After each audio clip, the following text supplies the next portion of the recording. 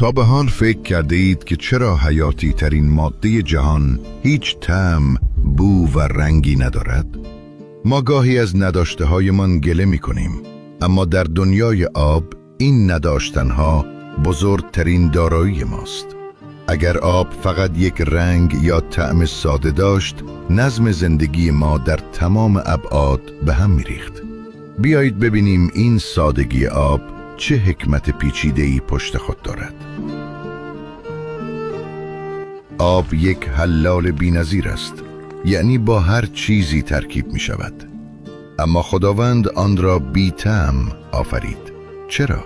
اگر آب مثلا کمی شیرین یا تلخ بود، ما هرگز نمی توانستیم طعم واقعی میوه ها، غذاها و دمنوش ها را بفهمیم. همه چیز طعم آب را می گرفت. از آن مهمتر، نوشیدن مدام یک مایع طعمدار برای بدن غیرقابل تحمل می شد و زندگی برای ما خیلی دشوار می شد. بی طعمی آب یعنی اجازه دادن به تنوع طعمها در تمام جهان. سبحان الله. فکر کنید اگر آب بوی خاصی داشت چه می شد؟ ما با آب بدن، لباس و خانه هایمان را می شویم. اگر آب بو داشت، تمام دنیای ما دائم همان یک بو را می داد. آن وقت حس بویایی ما خیلی زود اشباع می شد و دیگر نه بوی خوش گلها را می فهمیدیم و نه بوی خطراتی مثل دود و گاز را. خداوند آب را بیبو آفرید تا مشام تو همیشه برای درک شگفتی ها و حقایق جهان بیدار بماند. چرا آب شفاف است؟ این یک مهندسی حیاتی در آفرینش است. اگر آب ذره‌ای رنگ داشت، مثلا شیری یا تیره بود، نور خورشید نمی توانست به اعماق اقیانوس ها نفوذ کند. نتیجه، تمام گیاهان دریایی می مردند، اکسیژن زمین تمام می شد و تمام جانداران منقرض می شدند. بیرنگی آب یعنی اجازه دادن به فتوسنتز و جریان یافتن زندگی در دل اقیانوس ها. چرا آب دریاها شور است؟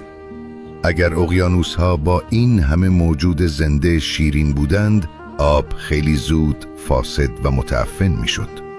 نمک مثل یک ضدعفونی کننده جهانی عمل می کند که اقیانوس را از گندیدن محافظت می کند. اما معجزه اصلی اینجاست. همین آب شور با آفتاب بخار می شود و تمام نمک ها را در زمین می گذارد تا به صورت باران شیرین و پاکیزه بر سر تو ببارد. این یعنی یک دستگاه تصفیه الهی که از هر کارخانه‌ای پیشرفته تر است. و اما چیزی که شاید نمی‌دانستید، تمام مایعات جهان وقتی سرد می‌شوند سنگین شده و ته‌نشین می‌شوند، اما آب برعکس است. آب وقتی یخ می‌زند سبک می‌شود و روی آب می‌ماند. اگر یخ ته‌نشین می‌شد، تمام اقیانوس‌ها از پایین به بالا منجمد می‌شدند و تمام ماهی‌ها می‌مردند. اما خداوند قانون فیزیک را برای آب تغییر داد تا لایه یخ مثل یک پتو روی دریا بماند و موجودات زیر آن گرم بمانند و زنده بمانند. آیا این هم تصادف است؟ دوستان من، گاهی نداشتن چیزی بزرگترین رحمت خداست. خدایی که آب را بیرنگ و بی‌طعم کرد تا تو تمام رنگ‌ها و طعم‌های زندگی را حس کنی، قطعاً در نداشته‌های زندگی تو هم حکمتی قرار داده است. وقتی به این همه نظم دقیق در یک قطره آب فکر می‌کنی، چه حسی داری؟